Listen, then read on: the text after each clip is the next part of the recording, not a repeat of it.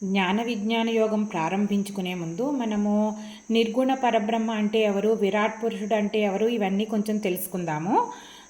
మనకి 2వ అధ్యాయంలో సత్తు అసత్తు అని మనము చెప్పుకున్నాం కదా. అంటే అన్ని చోట్ల వ్యాపించి ఉండేది, ఎప్పటికీ నాశనం లేనిది అని ఆ ఈశ్వర చైతన్యం గురించి చెప్పుకున్నాం కదా. సత్తు అని దానిని నిర్గుణ పరబ్రహ్మ అంటారు, పరమాత్మ అంటారు, అలాగే శుద్ధ చైతన్యం అంటారు, అలాగే ఆనందో బ్రహ్మ అంటారు. ఇవన్నీ చెప్తారు. ఇంకా తర్వాత ఎప్పుడైతే ప్రకృతి శక్తి మాయ ఆ పరబ్రహ్మని ఆశ్రయించుకుని ఆ భగవంతుడిని అధిష్టానంగా చేసుకుని ఈ మాయా ప్రపంచాన్ని అంతా కూడా జగత్తునంతా రచిస్తుందో అప్పుడు ఆ ప్రకృతికి అధిష్టానంగా ఉన్న పరబ్రహ్మకే ఈశ్వరుడని, పరమేశ్వరుడని, సగుణ బ్రహ్మ అని చెప్తూ ఉంటారనమాట. అయితే ఇది ఆ పరమాత్మ యొక్క చైతన్యాన్ని ఆదర్శించుకుంటుంది. సో కాబట్టి ఆ సేమ్ అంటే రెండిటికి ఏమీ తేడా ఉండదు. అక్కడేమో ఇంకా ఆయన నిర్గుణుడు, ఇక్కడికి వచ్చేటప్పటికి మాయాశక్తికి ప్రకృతికి అధిష్టానంగా ఉన్నాడు అంతే. ఆ ప్రకృతికి అధిష్టానంగా ఉన్న పరబ్రహ్మని మనము ఈశ్వరుడు, పరమేశ్వరుడు, సగుణ బ్రహ్మ అని చెప్పచ్చు. అలాగే ఈ పరమేశ్వరుడి యొక్క చైతన్యం వల్ల ఏం చేస్తుంది, ప్రకృతిలో ఉన్న గుణాలన్నీ కూడా 3 గుణాలు ఉన్నాయనుకున్నాం కదా, సత్వరజస్తమో గుణాలు. ఇవేమో సృష్టి స్థితి లయలు అనే క్రియల్ని నిర్వహించే శక్తిగా మారిపోతాయన్నమాట. అలా మారినప్పుడు అంటే ఈశ్వరుడు వల్ల ఈ పనులు జరిగినప్పుడు ఆ పరబ్రహ్మకి హిరణ్య గర్భుడు అని మనం అంటాం అన్నమాట. తర్వాత ఈ హిరణ్య గర్భుడు మొత్తం జగత్తులోనున్న చరాచర జగత్తులోనున్న అన్నిటిలోనూ చైతన్యంగా ప్రకాశిస్తూ ఉన్నప్పుడు ఆ పరబ్రహ్మని మనము విరాట్ పురుషుడని, సమిష్టి జీవులని అంటాము. అంటే జీవులలో కాక జడ పదార్థంలో కూడా ఉంటే అలాంటి పరబ్రహ్మకి అంతర్యామి అంటాం అన్నమాట. ఇలా అదే ఈశ్వర చైతన్యం అన్నిటికంటే సర్వోత్కృష్టమైన స్థానంలో ఏదైతే ఉందో అదే ఇలా రకరకాల రూపుదిద్దుకుంటూ అది ఒక్కొక్క రోల్ చేసినప్పుడు ఒక్కొక్క పేరుతో మనం చెప్పుకుంటున్నాం అనమాట. ఫర్ ఎగ్జాంపుల్ ఇప్పుడు ఒక స్త్రీ గృహిణి కింద, తర్వాత తల్లిగాను, తర్వాత ఎంప్లాయీ అయితే ఎంప్లాయీగాను ఎలా మారుతూ ఉంటుందో బేసిక్ పర్సన్ వాళ్లే కదా, ఓన్లీ డిజిగ్నేషన్స్ మారుతూ ఉంటాయి వాళ్ళు చేసే పనులు బట్టి. అలాగా ఆ నిర్గుణ పరబ్రహ్మ ఏ ఈశ్వర చైతన్యం ఉందో ఆ ఈశ్వర చైతన్యమే ఇవన్నీ కూడాను. శ్రీ పరమాత్మనే నమః. అథ సప్తమోధ్యాయః జ్ఞాన విజ్ఞాన యోగః. ఈ జ్ఞాన విజ్ఞాన యోగంలో మనకి ప్రకృతి గురించి, జీవుడి గురించి, పరమాత్మ గురించి అంతా కూడా సమగ్రంగా వివరించబడింది. అదే విషయం మొదటి శ్లోకం. శ్రీ భగవానువాచ 1వ శ్లోకము. మయ్యా సక్తమనాః పార్థ యోగం యుంజన్మదాశ్రయః అసంశయం సమగ్రం మాం యథా జ్ఞాస్యసి తచ్ఛృణు. అర్జున, ఈ ఈశ్వరుడైన నాయందే చిత్తాన్ని లగ్నం చేసి నన్నే ఆశ్రయించి యోగం అంటే ఈ ధ్యాన యోగాన్ని, అలాగే ముందు చెప్పిన అన్ని పద్ధతులని, నిష్కామ కర్మ యోగంతో పాటు జ్ఞానము అన్నీ సంపాదిస్తూ లెవెల్ అప్ అవుతూ ఉంటారు కదా. అలా నిరంతరం అభ్యాసం చేయాలన్నమాట. అలాగే సంపూర్ణంగా అన్ని ఐశ్వర్యాది గుణాలతో ఉన్న భగవంతుణ్ణి గురించి ఆలోచించాలి. ఏ రకమైన సందేహము పెట్టుకోకూడదు. ఆయన తత్వ విచారణ చెయ్యాలన్నమాట. అలాగా ఏ విధానం చేస్తే ఈ భగవంతుణ్ణి గురించి నువ్వు తెలుసుకోగలవో అవన్నీ కూడా నీకు వివరంగా చెప్తాను, విను అని చెప్తున్నారు. 2వ శ్లోకము. జ్ఞానం తేహం సవిజ్ఞానం ఇదం వక్ష్యామ్యశేషతః యజిజ్ఞాత్వా నేహ భూయోన్యత్ జ్ఞాతవ్యమవశిష్యతే. ఇంకా ఈ జ్ఞానం ఏదైతే ఉందో ఇది సామాన్యమైనది కాదు. ఇప్పుడు ఇది పొందగలిగితే గనక ఇది అర్థం చేసుకోగలిగితే భగవంతుడు చెప్పింది ఇంకా మోక్ష మార్గంలో ఇంక తెలుసుకోవాల్సింది ఏమీ మిగలదన్నమాట. అంటే ఇది శాస్త్ర సమ్మతమైన జ్ఞానం అన్నమాట, శాస్త్రాల్లో చెప్పబడిన జ్ఞానము. అయితే దీనికి అనుభవం కూడా తోడవ్వాలంటే ఏదైతే చెప్పబడిందో దానిని మనం అనుభవించగలిగే స్థిరాలంటే యోగ సాధన చెయ్యాలన్నమాట. అలాగే ఆ చెయ్యడానికి ఏమేమి ఉపాయాలు ఉన్నాయో అవన్నీ కూడా నేను సమగ్రంగా చెబుతాను, వివరిస్తాను, విను అని చెప్తున్నారు. 3వ శ్లోకము. మనుష్యాణం సహస్రేషు కశ్చిద్యతతి సిద్ధయే యతతామపి సిద్ధానాం కశ్చిన్మాం వేత్తి తత్వతః. ఇప్పుడు 100కి 1,00,00,000 ఎంతో మంది ఉంటారు కదా, వారిలో ఒకరికి మాత్రమే ఈ బ్రహ్మజ్ఞానం పొందాలనే కోరిక కలుగుతుంది, అలాగే ప్రయత్నం కూడా చేస్తారట. అంటే ఇది అంత సులభంగా అందరికీ నచ్చి ఆ మార్గంలో కాదు, అలాగే అందేది కూడా కాదు, అందరికీ సులభంగా అందేది కూడా కాదు. ఒకవేళ ప్రయత్నం చేసినా కానీ అసలు ఈ ప్రయత్నం చెయ్యాలని కోరిక కలగడమే ఎన్నో జన్మల అదృష్టం ఉంటే కానీ కలగదట. అదే ఒక రకంగా సిద్ధి. ఇది వచ్చాక కూడా మళ్ళీ పూర్తిగా యోగం సిద్ధించి ఆ మోక్షం పొందడం అన్నది 100కో 1,00,00,000 ఎవరికో ఒక్కళ్ళకి మాత్రమే అవుతుంది. మనకి 2వ చాప్టర్లో కూడా చెప్పారు కదా, ఆశ్చర్యవత్ పశ్యతి కశ్చిదేనం అని. ఆ ఆత్మ గురించి, ఆత్మజ్ఞానం గురించి ఎంత కష్టమైందో అందులో చెప్పారు కదా, అలా అన్నమాట. అలా 100కో 1,00,00,000 ఎవరో ఈ బ్రహ్మతత్వాన్ని అనుభవంలోకి తెచ్చుకోగలిగిన వాళ్ళు, ఆత్మానుభవం కలిగి పరమాత్మని గురించి అనుభవం తెచ్చుకోగలిగిన వాళ్ళు 100కో 1,00,00,000 ఎవరో ఒకళ్ళు ఉంటారట. అంత గొప్పది, అంత మహత్తరమైనది అయిన జ్ఞానాన్ని నేను నీకు ఉపదేశించబోతున్నాను అని చెప్తున్నారనమాట. 4వ శ్లోకము. భూయు ఖం మనో బుద్ధిరేవ చ అహంకార ఇతీయం మే భిన్నా ప్రకృతిరష్టధా. అసలు ఫస్ట్ నా గురించి తెలుసుకోముందు, పరమార్థ తత్వాన్ని తెలుసుకునే ముందు అసలు ఈ ప్రకృతి ఏంటి, నన్ను ఆవరించి ఉన్న మాయ ఏంటి, ఏ మాయలో పడి మనం ఈ ఆత్మ చైతన్యాన్ని తెలుసుకోలేకపోతున్నాము, దేనిని మాయ అంటారు, అదంతా ఇందులో చెప్పారనమాట. ప్రకృతికిట 8 భాగాలు ఉన్నాయట.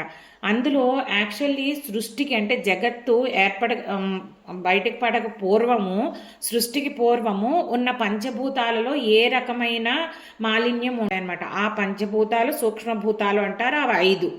అలాగే వీటికి ఇవి ఏర్పడటానికి కారణమైన అహంకారతత్వము, అలాగే దానికి కారణమైన మహత్తత్వం అంటే మనకి ఈ జగత్తు ఏర్పడడానికి కావలసిన మెటీరియల్స్ అన్నీ అందులో ఉన్నాయన్నమాట, అది మహత్తత్వము. అలాగే దానికి మళ్ళీ కారణము అవ్యక్తము, ఎవరు, మనం మూల ప్రకృతి అన్నమాట. ఆ మూల ప్రకృతి అంటే ఆ పరమేశ్వర చైతన్యము మూల ప్రకృతితో కలిసి ఈ ఈ మహత్తత్వం ద్వారా అహంకారతత్వము, ఆ తర్వాత పంచభూతాలు, ఈ అంటే ప్రపంచీకరణ జరగకముందు ఉన్న పంచభూతాల గురించి చెప్తున్నారనమాట. ఇలా మొత్తం 8 ఉన్నాయి. ఈ 8ని కలిపి మనము ప్రకృతి అంటున్నాము అని చెప్పారంటే మాయాతత్వం గురించి చెప్తున్నారు ఇక్కడ. ఇవన్నీ అంశాలు అందులోను. దీనినే అపరా ప్రకృతి అని కూడా అంటాం అన్నమాట. అపరేయమితస్త్వన్యాం ప్రకృతిం విద్ధి మే పరాం జీవభూతాం మహాబాహో యయేదం ధార్యతే జగత్. ఇప్పుడు ఈ మాయాశక్తిలోట 2 అంశాలు ఉన్నాయట. అవేంటి, అపరా ప్రకృతి, పరాప్రకృతి ఇట. అపరాప్రకృతి ఇందాక చెప్పుకున్నాం కదా, 8 అంశాలు అపరాప్రకృతి. ఇంకా పరాప్రకృతి ఏంటంటే ఇది దీనికంటే అపరాప్రకృతి కంటే కూడా ఎక్కువ స్థాయిదన్నమాట. ఇప్పుడు ఉత్తమమైన స్థాయి ఉన్నది ఏంటి, జీవ ప్రకృతి అన్నమాట. అంటే ఈ ప్రకృతి అంతర్చైతన్యము నిండి ఉంది, సమస్త జీవుల్లో కూడా ఆ చైతన్యం వల్లే ప్రాణం కలుగుతోంది. ఆ మొత్తం ప్రపంచాన్ని ధరించి ఉంచేది కూడా చెల్లాకచ్చెదురు కాకుండా క్రమంగా ఒక క్రమంలో నిలబెట్టేది అంతా కూడా ఈ జీవశక్తే. దీనినే ప్రకృతి అని అన్నారనమాట. ఈ జీవభావం కూడా పరాప్రకృతి అన్నమాట. అంటే ప్రతి ప్రాణిలోనూ ఉండే ఆ ఈశ్వర చైతన్యాన్ని పరాప్రకృతి అని అన్నారు. అలాగే ఏదైతే జడ పదార్థం ఉందో మనం ప్రకృతి అని అనుకున్నాం కదా పైనంతాను, దాన్ని అంతటినీ కూడా అపరాప్రకృతి అని అన్నారనమాట. 6వ శ్లోకము. ఏతద్యోనీని భూతాని సర్వాణీత్యుపధారయ అహం కృత్స్నస్య జగతః ప్రభవః ప్రళయస్తథా. మనం చెప్పుకున్నాం కదా, అంటే ఈ సృష్టిలో జడ పదార్థాలు కొన్ని చేతన పదార్థాలు కొన్ని ఉన్నాయి. అయితే వీటికి చేతన ఎలా వస్తోంది? ఆ పరమేశ్వర చైతన్యం మొత్తం అంతటా ఆవరించి ఉన్న పరమేశ్వర చైతన్యము ఆ ఉపాధిలోకి వెళ్ళడం వల్లనే ఏమవుతుంది, దానికి చేతన అన్నది కలుగుతోంది అనమాట. ఈ చైతన్యం వల్ల ఈ చేతన కలుగుతోంది, అంటే మార్పులు, ఆ మూమెంట్స్ ఇవన్నీ కలుగుతున్నాయి అన్నమాట. దీనన్నిటికీ కారణము పరమేశ్వర చైతన్యమే. అయితే ఇది లేకపోతే, అసలు పరమేశ్వర చైతన్యమే లేకపోతే ఆ జడ పదార్థాలు అలాగే ఉంటాయన్నమాట. వాటి వల్ల ఏమీ వీలు కాదు. మనలో ప్రాణశక్తి ఉంటేనే కదా మనము ఏదైనా కార్యక్రమాలు చేయగలము. అలాగే ఇప్పుడు ఎలా అంటే, ఇంకా ఇందులో ఏం చెప్తున్నారంటే, వీటన్నిటికీ కూడా సమస్త ప్రపంచానికి కూడా నేనే ఉత్పత్తి స్థానాన్ని, అలాగే నేనే ప్రళయ స్థానాన్ని అవుతున్నాను అని చెప్తున్నారనమాట. దీనికి ఉదాహరణ ఏం చెప్పబడిందంటే, ఇప్పుడు సముద్రం ఉన్నాయనుకోండి, సముద్రంలోని అలలు సముద్రం కంటే భిన్నం కాదు కదా, అందులో కొంత భాగమే అలగా మనకు కనిపిస్తుంది. సో ఈ అలలు అందులోనే పుడతాయి, అందులోనే లయమైపోతాయి సముద్రంలోనే. అలాగా ఆ ఉదాహరణ చెప్తున్నారనమాట. 7వ శ్లోకము. మత్తః పరతరం నాణ్యత్ కించిదస్తి ధనంజయ మయి సర్వమిదం ప్రోతం సూత్రే మణిగణా ఇవ. ఈయన ఏం చెప్తున్నారంటే, ఈ జడము చేతన కలిపి ఉన్న జడ చేతనాత్మైన ప్రపంచం మొత్తానికి పరమాత్మే అన్నిటికీ ఆధారం అని చెప్పుకున్నాం కదా. పరమాత్మని మించి వేరే కారణం లేదనమాట మనకి. అయితే ఇది ఎలాగ కనిపించదు. ఒక మాలని తీసుకోండి, ముత్యాల మాల తీసుకుంటే మనకి ముత్యాలే కనిపిస్తాయి, కానీ దాని లోపల వీటన్నిటినీ కలిపి గుచ్చబడిన దారం కనిపించదు కదా. సో అలాగా ఇక్కడ ఏంటంటే, ఈ పరమాత్మలోనే ఈ మొత్తం జగత్తంతా కూడా ఆ రకంగా కూర్చబడి ఉందన్నమాట. లోపల అంతర్లీనంగా ఆ పరమేశ్వర చైతన్యం నిండి ఉంది ప్రతి చోటాను. 8వ శ్లోకము. రసోహమప్సు కౌంతేయ ప్రభాస్మిషసి సూర్యయోః ప్రణవః సర్వవేదేషు శబ్దః ఖే పౌరుషం ఋషు. ఇప్పుడు మనకి నీరు ఉంది కదా, నీటిలో ఉన్న రుచి ఉంది కదా, అలాగే దాని సారం తడి. ఒక దానిలో నీటి యొక్క గుణం ఏంటి? తడిగా ఉండడము. తడిగా ఉండడానికి నీరుకి ఏ రకమైన భేదం లేదు కదా. నీటిని మనము నీరు తడిగా ఉండడం అన్నది దాని ప్రధానమైన లక్షణము. అలాగే ఏం చెప్తున్నారంటే, నేను ఈ నీటిలో తడిని అయి ఉన్నాను, రుచిని అయి ఉన్నాను. అలాగే సూర్యుల్లో, చంద్రుల్లో, వాళ్ళల్లో ఉన్న డిస్టింక్ట్ క్వాలిటీ ఏంటి? ప్రకాశం కదా, ఆ వెలుగుని నేనే అని చెప్తున్నారు. అలాగే వేదాలలో ఎన్ని మంత్రాలు ఉన్నా కానీ ఆ ఓంకారం అన్నది సారం కదా, వేదాల సారం కదా, ఆ ఓంకారాన్ని నేనే. ఇప్పుడు మన ఆకాశానికి సారం ఏంటి? అసలు శబ్దం ఒక్కటే ఆకాశం ద్వారా ప్రయాణిస్తుందన్నమాట. సో ఆ శబ్దాన్ని నేనే అని చెప్తున్నారు. అలాగే మానవులలో ఉన్న మానవత్వం ఏదైతే ఉందో అది నేనే అయ్యున్నాను అని చెప్తున్నారనమాట. అంటే మొత్తం అంతట్లో అంతర్యామిగా నేనే ఉన్నాను, ఈ రకాలుగా నిండి ఉన్నాను అని చెప్తున్నారనమాట ఇందులో. 9వ శ్లోకము. పుణ్యో గంధః పృథివ్యాం చ తేజశ్చాస్మి విభావసౌ జీవనం సర్వభూతేషు తపశ్చాస్మి తపస్విషు. అలాగే ఈ మన భూమి పృథివిలో మనకి ఒక రకమైన అద్భుతమైన గంధం ఉంది, ఒక వాసన ఉంది, సువాసన. మనము వర్షం వచ్చే ముందు దానిని అనుభవిస్తూ ఉంటాము. సో ఆ గంధాన్ని నేనే. అలాగే అగ్నిలో వెలుగుగా ఆ తేజస్ అంతా కూడా నేనే. అలాగే జీవులలో, అన్ని జీవుల్లో, సర్వ ప్రాణికోట్లోనూ జీవంగా ఉన్నది నేనే అని చెప్తున్నారు. అలాగే తపస్సు చేసే వాళ్ళలో తపశ్శక్తిగా నేనే నిండి ఉన్నాను అని చెప్తున్నారనమాట. ఆయన ఎలా అంతర్యామిగా ప్రతిదానిలో ఉన్నారు అన్నదే ఆయన వివరిస్తున్నారనమాట. 10వ శ్లోకము. బీజం మాం సర్వభూతానాం విద్ధి పార్థ సనాతనం బుద్ధిర్బుద్ధిమతామస్మి తేజస్తేజస్వినామహం. ఇప్పుడు మనకి బీజం అన్నది చెట్టు నుంచి వస్తుంది, అలాగే ఆ చెట్టు బీజం నుంచి వస్తుందన్నమాట. ఇలా సమస్త జీవుల్లోనూ కూడా అంతర్లీనంగా ఒక బీజశక్తి ఉంది. బీజం వల్ల బీజ ప్రధానం వల్లే కూడా ప్రతి ప్రాణికోటి అలా వృద్ధి చెందుతూ ఉంటుందన్నమాట. సో ఈ అంతర్లీనంగా ఉండే బీజశక్తిని నేనే, అంటే పునరుత్పత్తి జరిగే ఏదైతే కారణం ఉంటుందో అది నేనే అని చెప్తున్నారనమాట. అలాగే ఈ రూపాలు వచ్చిపోయినా, శరీరాలు వచ్చిపోయినా వాటిలో ఉన్న జీవశక్తి అలా నిలబడి ఉండిపోతుంది ఎప్పటికీ. అది నేను అని చెప్తున్నారు. అది శాశ్వతమైనది కదా. ఆ తర్వాత మళ్ళీ మళ్ళీ అలా జన్మలు అలా కొనసాగుతూనే ఉన్నాయి. జీవకోటి అలా పుడుతూనే ఉంది గతించినా కానీ. అలాగే ఎక్కువ మంది, కొంతమందికి చాలా మంచి వివేకం ఉంటుంది, మేధాశక్తి ఉంటుంది, ఇలాంటివన్నీ ఉంటాయి కదా.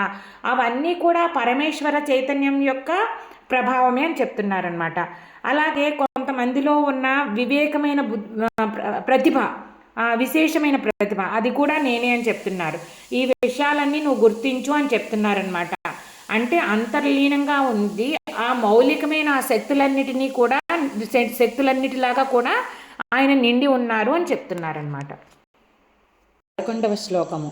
బలం బలవతాం చాహం కామరాగ వివర్జితం ధర్మా విరుద్ధో భూతేషు కామోస్మి భరతర్షభ. మనకి శరీరము, ఇంద్రియము, మనసు వీటన్నిటికీ కూడా ఒక రకమైన సామర్థ్యం ఉండాలి, కెపాసిటీ ఉండాలి. అప్పుడే కదా పని చేయగలుగుతాము. ఈ సామర్థ్యమే మళ్ళీ మానవుల్ని ఏం చేస్తుంది, కోరికల వైపు గుంజుతూ ఉంటుంది. అలాగే ఆ కామం అంతా కూడా ఏమవుతుంది, కోరిక ఎప్పుడైతే తీరలేదో అప్పుడు 2 రకాల అటాచ్మెంట్స్ ఏర్పడతాయి. ఒకటేమో సంతోషము, ఇంకోటేమో దొరకనప్పుడు దాని మీద దుఃఖము, ఇలాంటివన్నీ అనమాట. సో ఈ ఆశ అంటే ఏదన్నా ఒక కోరిక, ఇది కావాలనే కోరిక, మళ్ళీ ఇంకోటి ఏంటంటే దాని మీద వచ్చే ఈ అటాచ్మెంటు, ఇదే పాపాలకి ఒడిగట్టేటట్టు చేస్తుంది అనమాట. ఎంత బలీయంగా కోరుకుంటే అంత మంచి చెడు విచక్షణ లేకుండా మనిషి దాంతో సంఘం పెట్టుకుంటాడనమాట. అయితే ఈ రెండూ లేకుండా, అంటే కామము రాగము లేకుండా, ధర్మానికి విరుద్ధంగా లేని ఏ కోరికైనా కానీ అది భగవత్ స్వరూపమేనమాట. అంటే అది పరమేశ్వరి స్వరూపమే అని చెప్తున్నారనమాట. 12వ శ్లోకము. ఏ చైవ సాత్వికా భావాః రాజసాస్తామసాశ్చయే మత్త ఏవేతి తాన్ విద్ధి నత్వహం తేషు తేమయి. ఇప్పుడు ఈ మనుషుల్లో కలిగే భావాలు ఇవన్నీ కూడా ప్రకృతిలో ఉన్న త్రిగుణమైన జనితాలే. మనం కూడా ప్రకృతిలో పుట్టాం కాబట్టి ప్రకృతిలో ఉన్న రజస్తమో గుణాలు, సత్వగుణము అన్నీ కూడా మన మీద ప్రభావం చూపిస్తూ ఉంటాయన్నమాట. అయితే ఈ ప్రకృతి ఎవరి అధీనంలో ఉంది, ఆ పరమేశ్వరుడు పరమాత్మ అధీనంలో ఉంది. ఆయన చైతన్యం లేకపోతే ప్రకృతి కూడా ఏ రకంగానూ ప్రవర్తించలేదు. సో మనకి ఈ గుణాలన్నీ కూడా ఆ పరమాత్మ ఆధీనంలోనే ఉన్నాయి. కానీ పరమాత్మ వీటిల్ని తన కంట్రోల్లో పెట్టుకున్నారు. ఒక ఇంద్రజాలికుడు ఏం చేయమంటే అవి చేస్తాయి. ఈ ప్రకృతి యొక్క శక్తిని దీన్ని మాయాశక్తి అంటారు, ఈ గుణాలతో కలిసిన శక్తిని. ఆ మాయ అంతా ఎవరి చేతిలో ఉంటుంది, ఇంద్రజాలికుడి చేతిలో ఉంటుంది. ఇంద్రజాలికుడికి ఏం చేస్తున్నానో తెలుసు, ఎలా చేస్తున్నానో తెలుసు. ఆ మాయ అంతా మనకే. ఎంత ఆశ్చర్యపోవడం అంతా మనవంతు. అందుకని అలాగా ఇక్కడ ప్రకృతి ఏంటంటే ప్రకృతిలో ఉన్న గుణాలు, ప్రకృతిలో ఉన్న మాయ అంతా కూడా పరమేశ్వరుడి అధీనంలోనే ఉంటుంది. ఆయన ఎలా చెప్తే అలా నడుస్తుంది. ఆయనకి వీటి మీద, ఈ గుణాల మీద కానీ, ప్రకృతికి కానీ, మాయాశక్తికి కానీ భగవంతుడి మీద ఏ రకమైన కంట్రోల్ లేదు. ఆయన సర్వస్వతంత్రుడు అనమాట. 13వ శ్లోకము. త్రిభిర్గుణమయైర్భావైః ఏభిః సర్వమిదం జగత్ మోహితం నాభిజానాతి మామేభ్యః పరమవ్యయం. అసలు ఈ పరమేశ్వర చైతన్యము మనకి ఇంత సమర్థవంతంగా ఉండి, మనకి ఇన్ని రకాలుగా మనల్ని హెల్ప్ చేస్తూ, మనతో పాటే ఉండి ప్రపంచమంతా వ్యాపించి ఉన్నా కానీ మనం ఎందుకు గుర్తించలేకపోతున్నాము, ఎందుకు మనకు దానిని అనుభవించలేకపోతున్నాము, ఎక్స్పీరియన్స్ చేయలేకపోతున్నాము చెప్తున్నారనమాట. ఈ రాగద్వేషాలు, ఈ గుణాలు, ఇవన్నీ ప్రకృతిలో ఉన్నాయి. మనం ప్రకృతి నుంచి జనించాము. మనం ఎప్పుడు కూడా ఆ ప్రకృతి వంక చూస్తూ ఆ ప్రకృతి మాయాశక్తిలో పడిపోయి దానితో సమ్మోహితం అయిపోయి అలా ఆ మాయలో కొట్టుకుపోతున్నాం అన్నమాట. అయితే ఈ సమ్మోహనం నుంచి బయటపడి ఎవరైతే ఆ పరమేశ్వర తత్వాన్ని చూస్తారో వాళ్ళు దీనికి అతీతంగా వెళ్ళగలుగుతారు. కానీ ఈ మాయలో పడిపోయి ఇలా కొట్టుకుంటూ ఉండడం వల్లనే మనము ఆ పరమేశ్వర చైతన్యాన్ని, దాన్ని అది ఎంత అవ్యయమో, ఎంత అఖండమో, ఎంత అత్యున్నతమైనదని, ఎంత శక్తివంతమైనది, ఇవన్నీ మనం గుర్తించలేకపోతున్నాం అన్నమాట ఈ మోహంలో పడి. 14వ శ్లోకము. దైవీ శేషా గుణమయీ మమ మాయా దురత్యయా మామేవ యే ప్రపద్యంతే మాయామేతాం తరంతి తే. ఇందులో స్పష్టంగా భగవానుడు ఏం చెప్తున్నారంటే, ఎవరైతే నన్ను ఆశ్రయిస్తారో, ఈ మాయాశక్తికి అతీతంగా ఎదగాలి, ఈశ్వర చైతన్యం వైపు వెళ్ళాలి ఆ ఆనందం వైపు, ఆ జన్మ పరంపరని అతిక్రమించే ఆ మోక్షము, ఆనందో బ్రహ్మ వైపు మన దృష్టి వెళ్ళాలి, మనం ఆయన అనుభవంలోకి తెచ్చుకోవాలి అంటే గనక ఈ త్రిగుణాలకు అతీతంగా ఎదగాలి, ఆ మాయాశక్తికి అతీతంగా ఎదగాలి. అది పరమేశ్వరుడు అధీనంలో ఉంది కదా. అయితే మామూలుగా దానిని దాటడం ఎంత గొప్పవారికైనా సాధ్యం కాదు. మహామహా తపస్సంపన్నులు కూడా మళ్ళీ ఏదో క్షణంలో బలహీనపడి మళ్ళీ మాయలో పడిపోతూ ఉంటారు. వాళ్ళు ఆ ఆత్మజ్ఞానమైన పరమేశ్వరానుభవం కలిగినా కానీ మనం పురాణాలు ఇవన్నీ చదువుతుంటే విశ్వామిత్రుడు మొదలైన వాళ్ళందరూ అఖండమైన తపస్సు చేశారు, ఎంతో చేశారు. కానీ మళ్ళీ ఆ మాయలో పడిపోయి మళ్ళీ అధోగతి పాలయ్యి మళ్ళీ ప్రకృతితో సంగం ఏర్పరచుకుని మళ్ళీ ఆ పరమేశ్వరుడికి దూరం అయిపోతూ వచ్చారు. కాబట్టి మనం మొత్తం మన కాన్సన్ట్రేషన్ ఫోకస్ అంతా కూడా ఆ నిర్గుణ పరబ్రహ్మ వైపు, ఆ ఈశ్వర చైతన్యం వైపు మనము ఈ మాయ ఇది ఉంది అని తెలుసుకుని ఈ మాయకు అతీతంగా ఎదగడానికి ఆయన్నే శరణ పొందాలి. ఆయన శరణ పొందితే ఈ మాయ నుంచి ఆయనే మనల్ని దాటించగలరు, ఇంకెవరూ దాటించలేరు అని చెప్తున్నారనమాట. 15వ శ్లోకము. నమాం దుష్కృతినో మూఢా ప్రపద్యంతే నరాధమాః మాయయాపహృత జ్ఞానాః ఆసురం భావమాశ్రితాః. ఇప్పుడు ఈ భగవంతుణ్ణి ఎవరు తెలుసుకోలేరో చెప్తున్నారనమాట. లోకంలో అతి నరాధములు అంటారు, ఈ మనుషులలో కూడా అధములు ఉంటారు. వాళ్ళు ఎవరంటే అన్ని పాపపు పనులు చేస్తూ ఉంటారట, పాపపు చింతన చేస్తూ ఉంటారు. అలాగే ఎప్పుడూ సంసారము భౌతిక విషయాల్లో కొట్టుమిట్టాడుతూ ఉంటారనమాట కొంతమంది. ఇంకా వాళ్ళు పాపమంత లెవెల్లో చేయకపోయినా కానీ వాళ్ళకి అసలు భగవంతుడు కానీ వాళ్ళ వైపు చూడడానికి కానీ ఏ రకమైన సమయము ఉండదన్నమాట, కేటాయించరు. ఇంకా కొంతమంది శాస్త్రాలలో చదివేసి జ్ఞానం అయితే సంపాదిస్తారు, కానీ ప్రకృతితో మమేకమైపోయినప్పుడల్లా కూడా ఆ వివేకం అంతా కోల్పోతూ ఉంటారు. అలాగా వాళ్ళు ఆ మాయలో పడిపోయినప్పుడల్లా వివేకరహితంగా ప్రవర్తిస్తూ ఉంటారు. శాస్త్రజ్ఞానం తెలిసినప్పుడు ఆ భగవంతుని నామ ఉచ్చారణ చేసిన కాసేపు వివేకం ఉంటుంది, మళ్ళీ ఆ వివేకాన్ని కోల్పోతూ ఉంటారు. ఇంకా కొంతమంది ఏంటంటే అన్నీ ఉంటాయి, వాళ్ళకి తెలివితేటలు ఉంటాయి, వివేకం ఉంటుంది, కానీ అవి సరైన దోవలో ఉండవు. వాళ్ళు ఏం చేస్తారు, క్రూర ప్రవృత్తి కలిగి భౌతిక సుఖాలను ఆశించి అసత్యం చెప్పడము, అందరినీ వంచన చేయడము, ఇలాగ కొన్ని ఆసురీ ప్రవృత్తులను అంటే రాక్షస ప్రవృత్తుల్ని ఆశ్రయిస్తూ ఉంటారనమాట. అంటే వాళ్ళని నరాధముల కంటే కూడా ఎక్కువ అనమాట, అసుర శక్తుల్లో అసుర లక్షణాలు కలిగి ఉంటూ ఉంటారు. ఇలాంటి వారెవరు కూడా నన్ను అసలు ఆశ్రయించలేరు, నా గురించి తెలుసుకోలేరు అని క్లియర్గా చెప్పేస్తున్నారనమాట. సో సాధకులు ఎవరైనా మనం గమనించుకోవాల్సిన విషయం ఏంటంటే చిన్నపాటిగా ఈ రకమైన మనకి చింతన ఉన్నా కానీ దాని నుంచి ముందు బయటపడాలి అని చెప్పి మనం అర్థం చేసుకోవాలి. 6వ శ్లోకము. చతుర్విధా భజంతే మాం జనా సుకృతినోర్జున ఆర్తో జిజ్ఞాసురర్థార్థి జ్ఞానీ చ భరతర్షభ. ఇప్పుడు భగవంతుడు ఏం చెప్తున్నారంటే శ్రీకృష్ణ పరమాత్మ నన్ను పూజించే వాళ్ళల్లో 4 రకాల మంచి పనులు చేసేవాళ్ళు సుకృతులు ఉంటారు. అందులో 4 రకాలుగా వాళ్ళు ఆయన భగవంతుణ్ణి ప్రార్థిస్తారట, 4 రకాలైన కేటగిరీస్ వాళ్ళు. అందులో ఏదో కష్టంలో ఉండి ఆ కష్టం నుంచి బయటపడాలని ఎలాగా ఆయన్ని ఆర్తితో అంటే ఎంతో ఆర్తితో శ్రద్ధతో ఆయన్ని పూజించేవాళ్ళు ఒక కేటగిరీ. అలా తర్వాత ఆయన్ని అట్లీస్ట్ అంటే ఇక్కడ భగవంతుణ్ణే ప్రార్థిస్తున్నారు కదా భౌతిక కష్టాల నుంచి బయటపడడానికి కూడా, అందుకని వాళ్ళని పుణ్యాత్ముల కిందే చెప్పారనమాట ఈయన. తర్వాత రెండో వాళ్ళు ఏంటి, ఆ భగవంతుడు ఎవరు, ఆయన తత్వాన్ని తెలుసుకోవాలి అని జిజ్ఞాసతో తెలుసుకోవాలని కుతూహలంతో ఆయన్ని ఆశ్రయించి ఆయన గురించి సాధన చేసేవారట, జిజ్ఞాసు రెండో వాళ్ళు. ఫస్ట్ కేటగిరీ ఆర్తులు, రెండో కేటగిరీ జిజ్ఞాసు.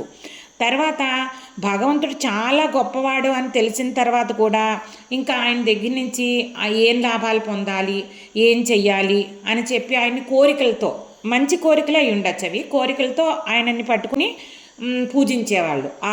అర్ధార్థి ఏదో ఒకటి ఆశించి పూజ చేసేవాళ్ళు అనమాట. తర్వాత ఇంకొకళ్ళు ఏంటి, శాస్త్రాలన్నీ బాగా చక్కగా చదువుకొని ఆ పరమేశ్వరుడి గురించి తెలుసుకుని ఆత్మజ్ఞానం పొందాలి, ఆ అనుభవం పొందాలి, ఈ ఇంద్రియాలను జయించాలి, మనసు బుద్ధికి అతీతంగా ఉన్న ఆత్మచైతన్యాన్ని దర్శించాలి, ఆ పరమాత్మలో కలిసిపోవాలి, అనుసంధానం ఏర్పరచుకోవాలని ఆ జ్ఞానంతో అలాంటి జ్ఞానం సంపాదించి మోక్షం గురించి చేసేవాళ్ళు ఇంకొకళ్ళట, ఆయన్ని జ్ఞాని అని కేటగిరీ పెట్టారనమాట. సో ఈ 4 రకాల వాళ్ళు పుణ్య సుకృతులు అని పెట్టారు, పుణ్యం చేసేవాళ్ళు వీళ్ళందరూ. పరమేశ్వరునైనా నన్ను శరణ పొంది నా గురించి నన్ను సేవిస్తూ ధ్యానిస్తూ ఉంటారు అని చెప్పారు. ఇంకా 17వ శ్లోకము.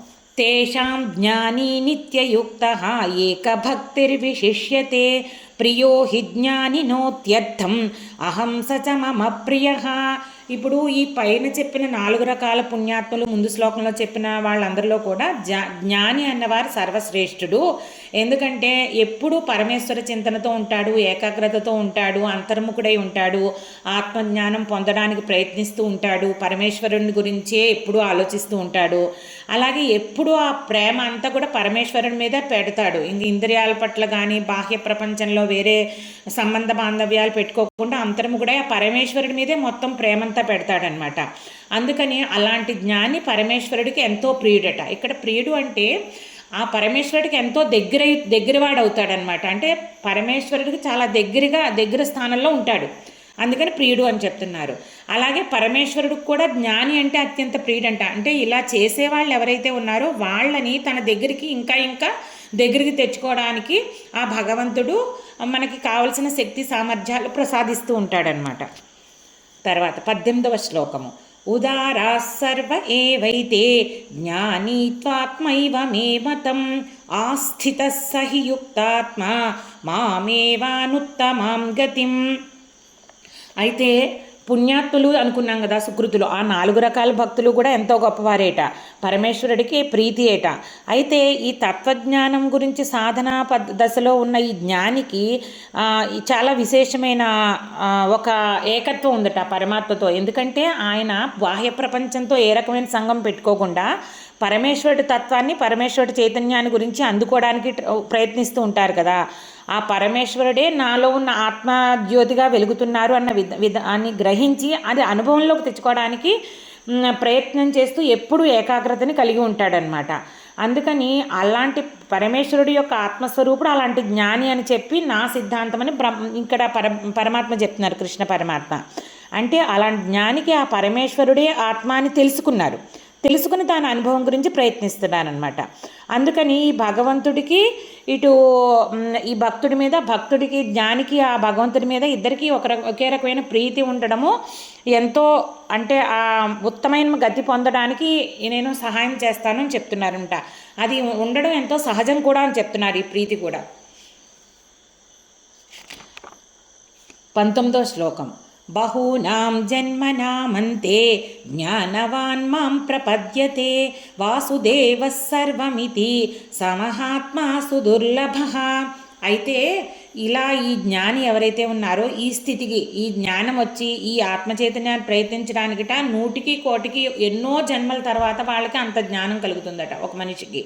అంటే నెమ్మదిగా ప్రతి జన్మలోనూ కొద్దిగా సాధన చేస్తూ ఎన్నో జన్మల సాధన తర్వాత ఈ జ్ఞానం వచ్చి ఇలా ఆ పరంధామే నా సర్వస్వం, ఆ వాసుదేవుడే నా సర్వస్వం అని చెప్పి అలా చెప్పే మహాత్ములు కూడా, అలాంటి జ్ఞానులు కూడా ఎంతో దుర్లభమట. ఎక్కువగా ఉండరు అలాంటి వాళ్ళు కూడాను అని చెప్తున్నారు. అంటే ఇలాంటి మిగతా జీవాత్మల కంటే కూడా ఈ మహోన్నతమైన ఆత్మ అవుతుంది ఇలా ప్రయత్నించేదన్నమాట. వీళ్ళనే మహాత్ములు అని అంటాం అనమాట. ఇలాంటి మహాత్ములు దొరకడం చాలా కష్టం. వీళ్ళు కూడా ఎంతో రేరుగా ఉంటారట. అలాంటి జ్ఞాని ఆ స్థితికి జీవాత్మలన్నీ కూడా సాధన ద్వారా ఆ స్థితికి, అంటే ఆత్మనే తెలుసుకోవాలి, బాహ్య ప్రపంచాన్ని వదిలేయాలి, పరమాత్మ తత్వనే చింతన చేయాలి, పరమాత్మతో సమాధి స్థితిలోకి వెళ్ళాలి, ఈ భావంతో ఉండి, ఇక్కడ వాసుదేవం అంటే మొత్తం శ్రీకృష్ణ పరమాత్మ అన్నట్టు కాకుండా సర్వ జగత్తుకి అధిష్టానమైన ఆ ఈశ్వర చైతన్యమే అన్నిటిలోనూ ఉంది అని తెలుసుకుని దాన్ని అనుభవంలోకి తెచ్చుకునే జ్ఞానం ఎవరైతే ఉన్నారో అలాంటి వాళ్ళు ఎంతో దుర్లభం అని చెప్తున్నారన్నమాట.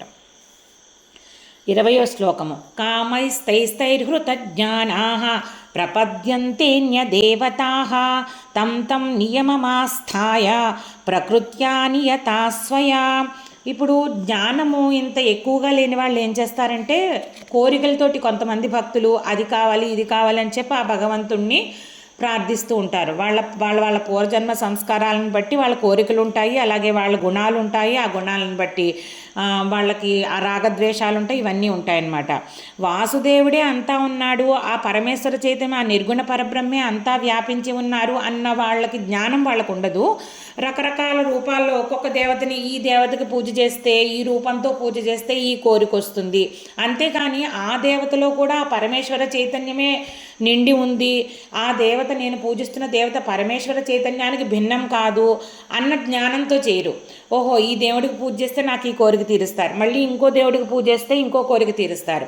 అయితే ఇక్కడ కూడా ఆ దేవతలనే పూజిస్తున్నారు కాబట్టి కొన్ని నియమాలు ఆచరిస్తూ కోరికల కోసమైనా సాధకులు ఇది చేస్తున్నారు కాబట్టి ఈ వీళ్ళు తప్పు మార్గంలో వెళ్తున్నారని మనం చెప్పలేము. కానీ వీళ్ళు మోక్ష మార్గానికి మాత్రం డెఫినెట్గా చాలా దూరంగా ఉన్నారు. ఎందుకంటే సర్వత్రా పరమేశ్వర చైతన్యాన్ని చూసి ఆ ద్వంద్వాలకు అతీతంగాను రాగద్వేషాలకు అతీతంగాను వెళ్తేనే కదా మోక్షం వచ్చేది. అందుకనే వీరు మోక్షానికి దూరంగా వెళ్ళిపోతున్నారు. ఈ రకంగా సకామ కర్మయోగులు ఎవరైతే ఉన్నారో కోరికలతో భగవంతుడిని పూజించేవాళ్ళు, అది కూడా రకరకాల దేవతా రూపాలు. ఆ మొత్తం అంతటిలోనూ ఈశ్వర చైతన్యం ఉంది. ఆ పరమాత్మని ఒక అధిష్టానం అంటే మొత్తం జగత్తుకి అంతటికి ఈశ్వరుడు ఒక్కడే అన్న భావంతో కాకుండా ఇలా కోరికలతో చేసే వాళ్ళ గురించి ఇందులో చెప్తున్నారనమాట. 21వ శ్లోకము. యో యో యాం యాం తనుం భక్తః శ్రద్ధయార్చితుమిచ్చతి తస్య తస్యాచలాం శ్రద్ధాం తామేవ విదధామ్యహం. మన పూర్వజన్మ సంస్కారాలను బట్టి మనము వివిధ దేవతారాధనలోకి వెళ్తూ ఉంటాం అన్నమాట. కొంతమందికి ఒక దేవత ఇష్టము, ఇంకొకళ్ళకి లలితాదేవి ఇష్టము, ఇంకొకళ్ళకేమో ఆంజనేయ స్వామి ఇష్టము, ఇలా అనమాట. ఆ రూపాలలో పూజలు జరుపుతూ ఉంటారు. కొన్నిసార్లు కోరికలతో కూడా పూజ చేస్తూ ఉంటారు.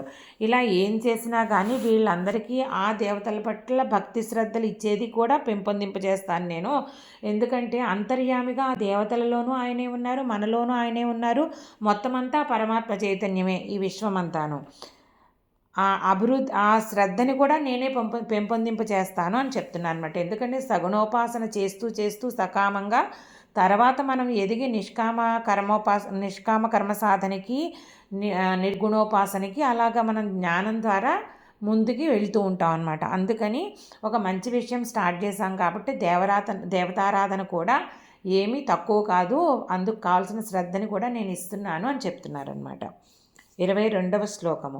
సతయా శ్రద్ధయా యుక్తః తస్యారాధనమీహతే లభతే చ తతః కామాన్ మయైవ విహితాన్ హితాన్. ఇలా మనం ఏ దేవత ఉపాసన చేసినా కానీ ఏ ఫలితాలు వస్తాయో నిర్ణయించేది మనం చేసే పూజ మీద ఆ భగవంతుడే నిర్ణయిస్తారు. కాబట్టి ఆ దేవతా స్వరూపాల్లో ఉండి మనకు కావలసిన కోరికలన్నీ కూడా పరమేశ్వర చైతన్యం ఆయన పరమాత్మే తీరుస్తూ ఉంటారనమాట. అయితే మన పూర్వ సంస్కారాలకి బట్టి మనం భక్తి శ్రద్ధలు మనకు వస్తాయి. దానిని బట్టి పరమాత్మ మనకి ఆ కార్యసిద్ధి వచ్చేటట్టు మన అనుగ్రహిస్తారనమాట, ఆ దేవతామూర్తులలో నుండి అంతర్యామిగా ఉండి. 23వ శ్లోకము.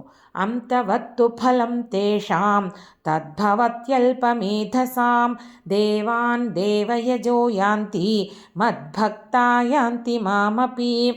ఇప్పుడు కోరికల వల్ల మనం ఏమవుతుందంటే వివేకము జ్ఞానము దొంగిలిస్తాయి కదా, అలాంటి వారి తెలివి కొంచెం లిమిటెడ్గా ఉంటుంది అని చెప్తున్నారు. అలాగే ఆ కోరికలు ఉన్నంతసేపు భక్తి ఉంటుంది, అది అయిపోయిన తర్వాత మళ్ళీ ఆ భక్తి ఉండదు. ఎవరైనా కోరికలతోనైనా కోరికలు లేకుండానైనా ఈ దేవతార్చన చేసినప్పుడు ముందు ఆ దేవతాలోకాలకి వెళ్తారట. అదే మళ్ళీ అక్కడ కల్పాంతం వరకు ఉండి దీనిని క్రమముక్తి అంటారనమాట. తర్వాత ఇంకా నిర్గుణోపాసన అర్థం చేసుకుని అలాగ చాలా టైం తీసుకుంటుంది ఆ ముక్తి. కానీ అదే పరమాత్మ వీళ్ళందరిలోనూ ఉన్న ఆ పరమాత్మని అంతర్యామిగా ఉన్న పరమాత్మ చైతన్యాన్ని గుర్తించి ఆయన సర్వోన్నతుడు సర్వోత్కృష్టుడు అని గుర్తించి చేస్తే అప్పుడు ఇహలోక ముక్తి దొరుకుతుందన్నమాట ఈ శరీరంతోటేను. అలా అందుకని ఈ దేవతలకే పరిమితమైపోకుండా ఆ నిర్గుణ పరబ్రహ్మ యొక్క తత్వాన్ని తెలుసుకొని ఆ పరమాత్మని పొందడానికి దగ్గరికి వెళ్ళడానికి మనం ప్రయత్నించాలి, మోక్షం ఇప్పుడే పొందడానికి ఇహలోకంలోనే. 24వ శ్లోకము. అవ్యక్తం వ్యక్తిమాపన్నం మన్యంతే మామబుద్ధయః పరం భావమజానంతః మమావ్యయమనుత్తమం. ఇంతకీ ఈయన భగవంతుని చుట్టూ ఆవరించున్న మాయాశక్తి చాలా దృఢమైనది, అతీతమైనది. ఇంకా దానికన్నే కూడా అధికమైనది వేరేదేమీ లేదు. దానిని ఛేదించడం కూడా చాలా కష్టం. అది ఛేదించి మూలతత్వాన్ని, ఆ పరమాత్మతత్వాన్ని, పరమాత్మ చైతన్యాన్ని జ్ఞానంతో, జ్ఞానం అనే ప్రకాశంతో స్పష్టంగా ఎవరు చూడగలరో వాళ్ళకే ఈ మోక్షం లభిస్తుందన్నమాట. అందుకని అవతారాలను పూజించాలి, కానీ నిష్కామంగా పూజించాలి. అలాగే దాని వెనక అందరిలోనూ అంతర్యామిగా ఉన్న ఆ పరమాత్మ చైతన్యాన్ని పూజించాలి, తత్వాన్ని తెలుసుకోవాలి. అంతేగాని బ్రహ్మ విష్ణు శివారాధనలు చేస్తున్నా కానీ వారినే పరమాత్మ స్వరూపులుగా పూజించాలన్నమాట. అంతేగాని కోరికలు తీర్చి పరిమితమైన ఫలితాలు ఇచ్చే దేవతలుగా పూజించకూడదు. ఇది అలా ప్రతివారు కూడా ఏంటంటే ఈ మాయకు లోబడిపోయి ఆ అవ్యక్తం అంటే ఆ నిర్గుణ పరబ్రహ్మని కేవలం ఈ దేహధారణ చేసిన అవతార రూపాలుగా చేసి ఓన్లీ కోరికలు తీర్చుకోవడానికి వాటికి పూజిస్తున్నారు అజ్ఞానంతో అని చెప్తున్నారు అనమాట. 25వ శ్లోకము. నాహం ప్రకాశ సర్వస్య యోగమాయా సమావృతః మూఢోయం నాభిజానాతి లోకో మామజమవ్యయం. సామాన్యమైన జనులందరూ కూడాను ఈ మాయానే వ్యామోహంలో పడిపోయి సమ్మోహం చేసేయడం వల్ల వివేకం లేకుండా జ్ఞానరహితులైపోతున్నారనమాట. అందుకని ఆ నిర్గుణ పరబ్రహ్మ అవ్యయము, అనంతము, అలాగే సనాతనము అయిన నిర్గుణ బ్రహ్మ, సర్వవ్యాపి అయిన నిర్గుణ పరబ్రహ్మని కాకుండా ఈ దేవతారాధనతో వారిని లిమిటెడ్ సెన్స్లో పూజ చేస్తున్నారనమాట. అందుకని ఏమవుతుంది, ఆ భక్తులకు తప్పించి మిగతా వాళ్ళకి, ఈ తత్వాన్ని తెలుసుకున్న వాళ్ళకి తప్పించి మిగతా వాళ్ళకి మోక్షం అందుకే లభించటం లేదు అని చెప్తున్నారనమాట. వాళ్ళు మూఢులయ్యి నేను అజుడిని అంటే పుట్టుక లేని వాడిని, అవ్యయము, అంతటా కూడా అంటే ఎప్పటికీ తరగని వాడిని, సనాతనుణ్ణి అని మనకు చెప్పారు కదా. ఆత్మచైతన్యం, పరమాత్మ చైతన్యం లక్షణాలు అవన్నీ అని తెలుసుకోకపోవడం వల్లే ఇలా జరుగుతోందన్నమాట. 26వ శ్లోకము. వేదాహం సమతీతాని వర్తమానాని చార్జున భవిష్యాణి చ భూతాని మాం తు వేదన కశ్చన. ఇప్పుడు ఈయన మాయకి అధిపతి కదా, అందుకని ఆ మాయాశక్తి ఆయన్ని ఆవరించదు. ఆయన తన మాయాశక్తి ఆయన అధీనంలో ఉంటుంది. అందుకని భూతకాలము భవిష్యత్ కాలంలోనూ ఇదివరకు జరిగింది జరగబోయేది అన్నీ ఆయనకు తెలుసు. మొత్తం అందరి జన్మలో తెలుసు, అందరి కర్మ ఫలితాలు కర్మలు అన్నీ తెలుసు. పరమేశ్వరుడు భక్తుడైన ఎవరో జ్ఞానంతో నిండిన ఒక యోగి ఎవరో తప్పించి మిగతా వాళ్ళు ఎవ్వరూ కూడా ఆ పరమేశ్వరుని గుర్తుపట్టలేరు. మనం అనుకున్నాం కదా, 1,000,000 మందిలో ఎవరో ఒక్కరే వాసుదేవ సర్వమితి అని తెలుసుకుంటారు. అందుకని వాళ్ళు ఏం చేస్తున్నారు, మిగతా వారందరూ కూడా పరమేశ్వరుణ్ణి వదిలిపెట్టి, ఆ పరమాత్మ చైతన్యాన్ని వదిలిపెట్టి మిగతా దేవతా రూపాలను ఆశ్రయిస్తున్నారు. అది కూడా వారు పరమాత్మ కంటే భిన్నమని, అలాగే లిమిటెడ్ సెన్స్లో వాళ్ళని పూజిస్తున్నారనమాట. అందువలన ఇక్కడ ఎవరు కూడా ఆయన తెలుసుకోలేకపోతున్నారు. 27వ శ్లోకము. ఇచ్ఛాద్వేష సముద్ధేన ద్వంద్వమోహేన భారత సర్వభూతాని సమ్మోహం సర్గే యాంతి పరంతప. ఇప్పుడు ద్వంద్వాలు ఉన్నాయి కదా, ఈ పుట్టడము, చనిపోవడము, సుఖము, దుఃఖము, ఇవన్నీని వీటిని ఈ ద్వంద్వాలకు మోహంలో పడిపోతారు. అది కాకుండా ఇష్టము, అనిష్టము, ఇలాంటివన్నీ కూడా వాళ్ళ మనసులోనూ వాళ్ళు వాటితో సంబంధం పెట్టుకుంటారు. వీటన్నిటి వల్ల ఏంటంటే ఈ ద్వంద్వాల వల్లే మొత్తం ప్రాణికోటి అంతా కూడా తీవ్రంగా ఒక వ్యామోహాన్ని పొందుతున్నారనమాట. అందుకనే ఆ పరమాత్మ చైతన్యాన్ని, ఆత్మ అనుభవాన్ని సంపాదించలేకపోతున్నారు. ఈ మాయని, ఈ రాగద్వేషాలు, ఇంద్రియాలు వీటన్నిటినీ సంస్కరించుకుంటే కనుక మన అధీనంలోకి తెచ్చుకుంటే అప్పుడు ఈ మాయాశక్తిని మనం జయించగలుగుతాం అన్నమాట. 28వ శ్లోకం. ఏషాం త్వంతగతం పాపం జనానాం పుణ్యకర్మణాం తే ద్వంద్వమోహ నిర్ముక్తాః భజంతే మాం దృఢవ్రతాః. అయితే ఈ మాయా ఆవేశాలు, మోహాలు ఇవే కాకుండా మధ్య మధ్యలో కొంచెం పుణ్యాలు కూడా మనం చేస్తూ ఉంటాం, మంచి కార్యాలు ఆచరిస్తూ ఉంటాం.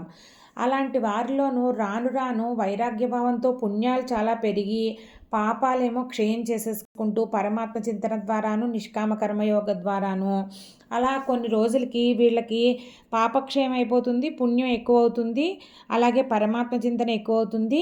ఇలాగా అప్పుడు వాళ్ళకి సుఖ దుఃఖాలు ఇలాంటి ద్వంద్వాల వల్ల కలిగే మోహాలన్నీ తొలగిపోతూ ఉంటాయన్నమాట. అవి తొలగడం, అది తొలుగుతున్న కొద్దీ, జ్ఞానం వస్తున్న కొద్దీ ఇంకా ఇంకా పరమేశ్వరునికి దగ్గర అవ్వడానికి తత్వచింతన, నామస్మరణ, జపము అన్నీ చేస్తూ ఉంటారు కదా. ఇలా తత్వజ్ఞానం పటిష్టమైపోతూ వస్తుందన్నమాట. అటువంటి పుణ్యాత్ములు మాత్రమే కాలక్రమేణా ఈ పరమేశ్వరుడి యొక్క అఖండ స్వరూపాన్ని గుర్తిస్తారు. అంటే ఆ పరమాత్మ చైతన్యం యొక్క అవ్యయత్వాన్ని, సనాతనత్వాన్ని అన్నిటినీ గుర్తిస్తారనమాట. 29వ శ్లోకము. జరా మరణ మోక్షాయ మామాశ్రిత్య యతంతి యే తే బ్రహ్మ తద్విదుః కృత్స్నం అధ్యాత్మం కర్మ చాఖిలం. అయితే ఇలా ఇంత జ్ఞానం సంపాదిస్తూ కూడా ఈ సకామ సగుణోపాసనని కోరికలతో చేయడమే ఎక్కువ చేస్తూ ఉంటారనమాట. అలా కాకుండా ఈ పరమేశ్వరుణ్ణే శరణ పొంది నిష్కామ కర్మయోగం సిద్ధి పొంది ఎవరైతే ఈ జరామరణ రూపమైన సంసార బంధాల కోసం నుంచి విడిపోవడానికి మాత్రమే వద్దు, నాకు ఇంకేమి వద్దు, ఆ పరమాత్మ సన్నిధే చాలు, ఆ పరమాత్మలో ఐక్యమైపోవాలని చెప్పి ఎవరైతే మోక్షం గురించి ప్రయత్నిస్తూ ఉంటారో అలాంటి జీవులందరికీ కూడా సాధకులు సృష్టిలో ఉన్నదంతా కూడా పరబ్రహ్మ స్వరూపమే. అందరూ కూడా ఇంకా పరబ్రహ్మ స్వరూపాలే. అందరిలోనూ ఆత్మ చైతన్యము, ఆ పరమాత్మ యొక్క చైతన్యమే ప్రతిష్ఠితమై ఉంది అని తెలుసుకుంటారనమాట. ఈ రాగద్వేష నియంత్రణ అన్నిటికీ ఒకటే ఉపాయం. ఇంద్రియాలను జయించడము, మనసుని జయించడము, బుద్ధిని మన అధీనంలోకి అంటే సద్బుద్ధి పెంపొందింపు చేసుకోవడము. అయితే ఇది చెప్పుకున్నంత సులభం కాదు, ఆచరణలో చాలా చాలా కష్టం ఈ మాయను జయించడం అన్నది. ఏదో చెప్పారు కదా, ఎన్నో జన్మల సాధన తర్వాత వారికి ఈ తత్వచింతన జ్ఞానం కలుగుతుంది. అదే పరమాత్మ యొక్క అఖండత్వాన్ని, దివ్యత్వాన్ని వాళ్ళు తెలుసుకుంటారు. 30వ శ్లోకము. సాధిభూతాధిదైవం మాం సాధియజ్ఞం చ ఏ విదుః ప్రయాణకాలేపి చ మాం తే విదుర్యుక్త చేతసః. అంటే ఈ ఏకాగ్రతగా ఎంతో ప్రయత్నించి ఈ సాధకులు ఏం చేస్తారట, పరమేశ్వర స్వరూపుడే పరమాత్మ చైతన్యాన్ని, ఆ పరమాత్మని అన్ని ప్రాణికోటిలో అన్నిటిలో అధిష్ఠించి ఉన్న శక్తి కింద, అలాగే సమస్త దేవతల కంటే కూడా అత్యున్నతంగా వారందరికీ కూడా ఆ పరమాత్మ అంశల కిందే వాళ్ళందరినీ గుర్తిస్తారు. అలాగే పరమాత్మకి మించిన దేవత ఎవరూ లేరు, ఆ పరమాత్మ చైతన్యమే అందరిలో ఉంది అని గుర్తిస్తారనమాట. అలాగే అధిదైవం అంటారు వారిని. అలాగే సమస్త యజ్ఞాలకి కూడా ఆధిపత్యం, ఎవరి ఈ సమస్త యజ్ఞాల యొక్క హవిస్సులు అవన్నీ కూడా ఎవరికి సమర్పించాలి, ఆ ఫలితం ఎవరికి వెళ్తుంది, ఇవన్నీ కూడా వాళ్ళు తెలుసుకుంటారనమాట. అంటే పరమేశ్వర తత్వం గురించి పూర్తిగా వాళ్ళు తెలుసుకుంటారు. అన్ని చోట్ల ఎక్కడ చూసినా పరమేశ్వరుడే ఉన్నాడు, విరాట్ పురుషుడుగాను అంతర్యామిగాను మనం ముందులో నేర్చుకున్నాం కదా. అలాగే జీవాత్మ కింద అన్నిటి కింద కూడా ఆయనే ఉన్నారు. అయితే ఈ జీవాత్మ నుంచి మనం ఆయన పరమాత్మ అని తెలుసుకోవడమే, మనం జీవాత్మలం కాదు పరమాత్మలో అంశలమని తెలుసుకోవడమే మన మోక్షం పొందడం అన్నమాట. అలా ఎవరైతే ఈ తత్వాన్ని తెలుసుకుని అభ్యాసం చేస్తారో, అలాగే ఆ మరణకాలం వచ్చిన ప్రాణావసాన కాలం అంటే మరణకాలంలో కూడా, అంటే అంత్యకాలం అంటారు దాన్ని, చనిపోయే ముందు కూడా వారు మర్చిపోరట. అంటే ఆ ప్రాణం పోయేటప్పుడు ఏదైతే ఎవరినైతే తలుస్తారో అదే జరుగుతుంది, వారినే పొందుతారు అని అంటూ ఉంటారు కదా. అలాగా ఆ టైంలో కూడా, అంటే జీవితం అంతా ఇలా యోగ సాధన ఎవరైతే కంటిన్యూ చేస్తారో అందులో ఇంకా పరమాత్మ చింతనలో నిమగ్నమయ్యి మోక్షప్రాప్తికే ప్రార్థిస్తూ ఉంటారు. అలాగే పరమాత్మ యొక్క తత్వాన్ని ఎక్కడ చూసినా, అంటే యజ్ఞానికి అధిపతిగాను, అలాగే భూతాలలో సమస్త జీవరాశిలో అంతర్యామిగాను అన్ని చోట్ల ఆ పరమాత్మే ఉన్నారని ఎవరైతే తెలుసుకుంటారో వాళ్ళు నేరుగా ఇక్కడే ముక్తిని పొందుతారు అని చెప్తున్నారనమాట. ఇంతటితో మన జ్ఞాన విజ్ఞాన యోగం సమాప్తమైంది.